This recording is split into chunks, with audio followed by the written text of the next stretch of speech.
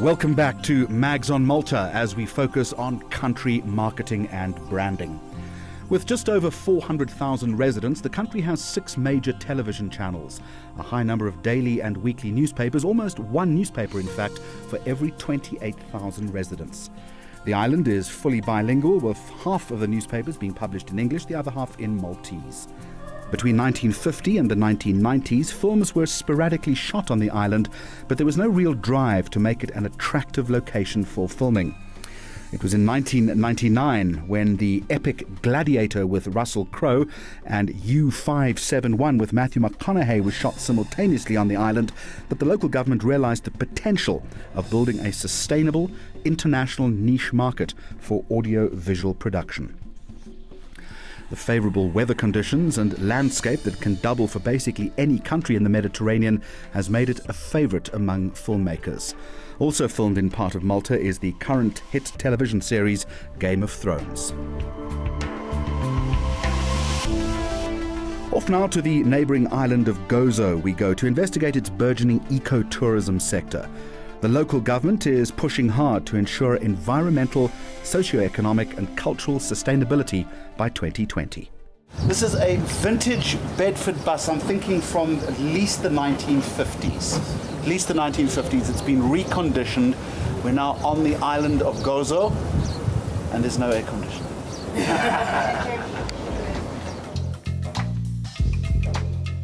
The concept of ecotourism, of course, sets out to promote a country by conserving the natural environment and enhancing the well-being of locals. The smaller island of Gozo is positioning itself as a niche destination for more discerning travellers looking for an authentic experience far away from the beaten tourism track. Hosting us at the Tamina estate on the island, celebrity chef George Borg, who took the young South African chefs under his wing to prepare some Mediterranean delicacies for us.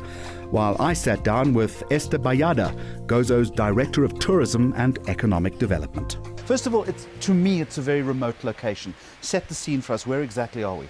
This is Tamina estate. It's a relatively recent development, 5 to 6 years, where this family has developed this agritourism location. And this is a venue for social functions like weddings, but it is also a very strong tourist attraction because people can come here and experience the local agricultural scene in one place. They can have local produce cooked for them, they can see it growing, they can experience the countryside around, and it's a very interesting proposition. In many ways, and I'm glad you used the word proposition, because in many ways these days destinations are becoming brands themselves. How would you define the brand Gozo? We don't like to talk much about brands because it sounds very commercial, and Gozo isn't about being commercial, it's about being distinct and different. However, people do look for special interests when considering destinations. So if it were to be a brand, it would be rural, quiet, peaceful and an enriching experience, definitely. I want to talk to you about ecotourism because that's an important brand proposition that you're pushing. But who's the market? Who are you trying to attract? The majority of our tourists here, they amount to about 800 to 830,000 a year. They come from European countries, the majority of them. So we have Swiss, which is a major market nowadays, German, English, Italians, northern countries. So we get people a bit from everywhere. And then we have small numbers coming from outside Europe, but the majority of people who visit Gozo are from Europe. We're trying to tap on other markets because that is very important through investing in social media and the internet, and that's the strongest outreach we could have. 20 minutes by ferry, 10 minutes by speedboat from Valletta to Gozo itself. Do you compete with Malta for tourists? Well, I think we do. Gozo is, as I told you, a very interesting proposition. It's different. Malta has its own attractions. It's urbanized. Gozo is quiet, it's peaceful. So people who come here are after something that is definitely different. And the experience they get from the feedback we have is that it is enriching. Here, the tourists can find these niche segments where, like Tamena and agritourism and wineries and So beautiful gastro-tourism beaches. has become important yes, for you. it is important. And we try to help estates like this, government, with as much promotion as is possible. This is not the only one, and we're trying to develop the concept further by enticing small farmers who have small holdings. Gozo is not about being big.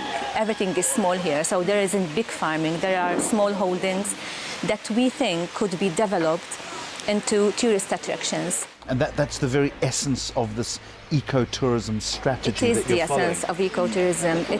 It is basically striking the right balance between the locals, the visitors, our heritage and our culture, and So the how's it- socio-economic value of it all. So how's it doing for you? Is it a successful strategy?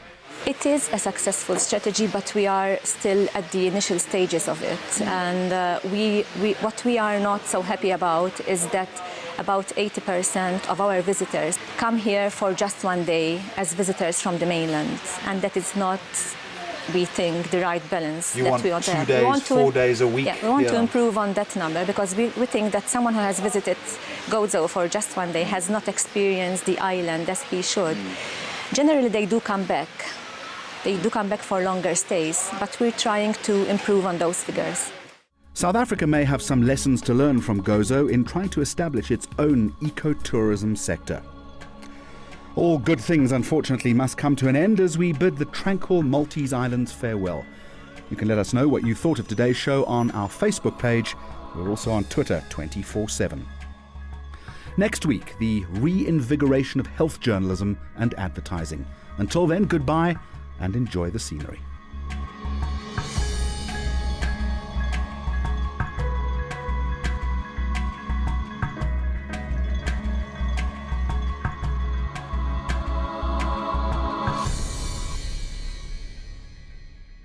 News that moves. ENCA.com.